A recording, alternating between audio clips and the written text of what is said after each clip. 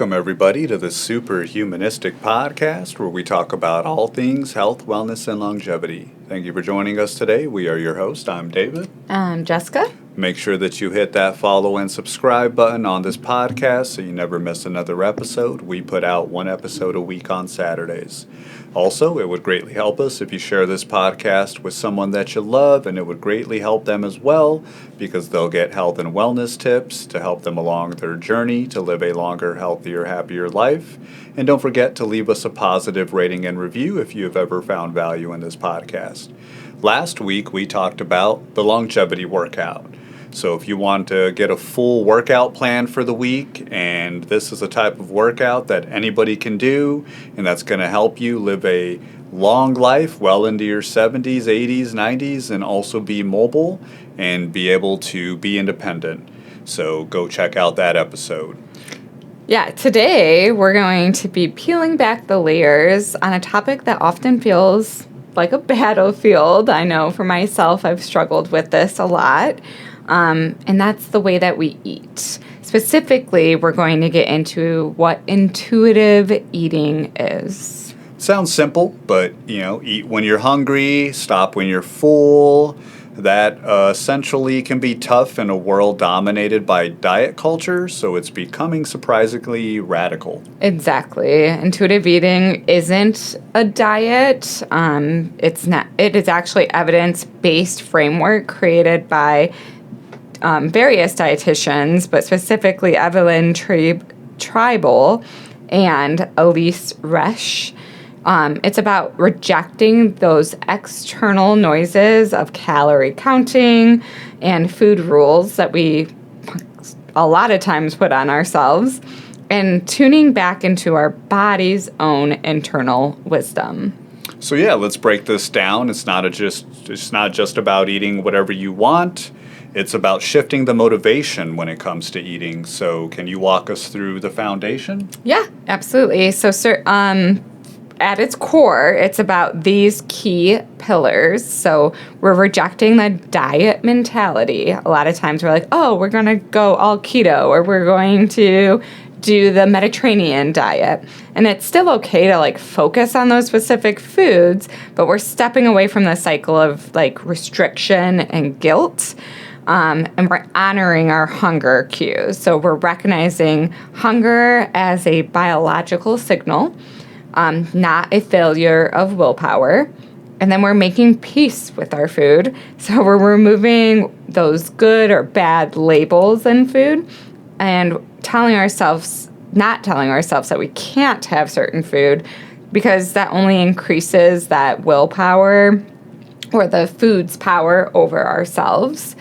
And then we're respecting our fullness cues that we receive from our body. So learning to trust that our body will signal when it has had enough to eat.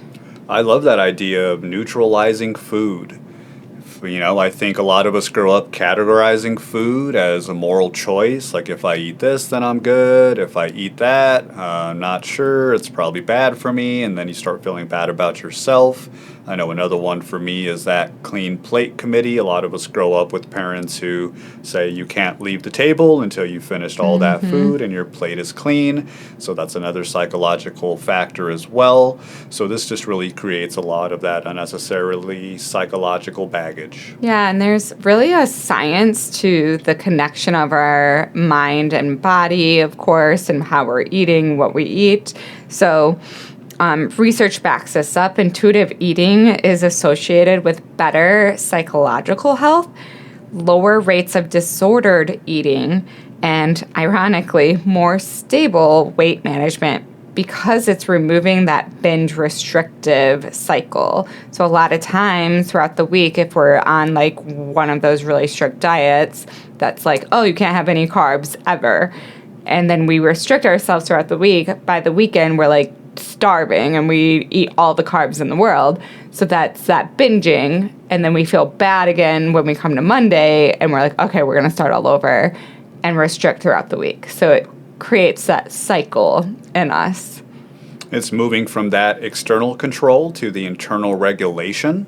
So what about the superhumanistic aspect you've been asking out there in podcast world?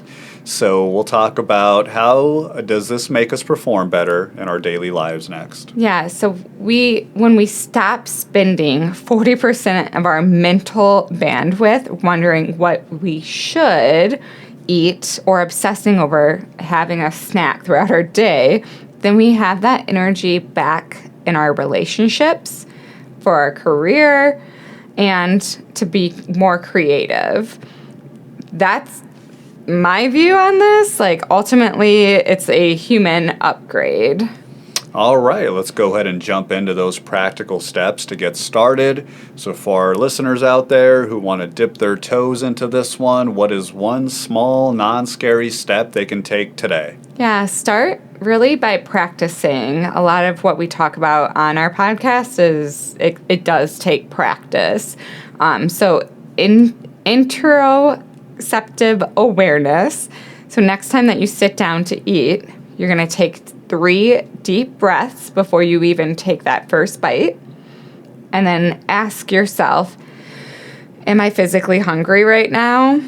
Or am I eating because I'm bored? Maybe I'm stressed or really tired. All right, guys, you're not looking to judge yourself on this one here. You're simply, if I can get that word right, looking to do some data collection here. Exactly. There's really no shame allowed, just noticing. Yeah, if you're interested in really diving deep into this topic, we highly recommend reading the book Original Intuitive Eating by Tribble and Resch. It's the gold standard for a reason. So we want to hear from you, of course. Have you ever struggled with diet culture? Obviously, I have. I said that at the beginning of the show. And does the idea of intuitive eating feel freeing, or at least a bit, or maybe it does feel intimidating? But reach out on our social channels. So, DM us on Instagram or leave a comment on YouTube. Let us know how you're feeling about intuitive eating. All right, that's what we had for you today. Thank you for joining us on Superhumanistic. Until next time, stay curious and stay kind to yourselves. Bye.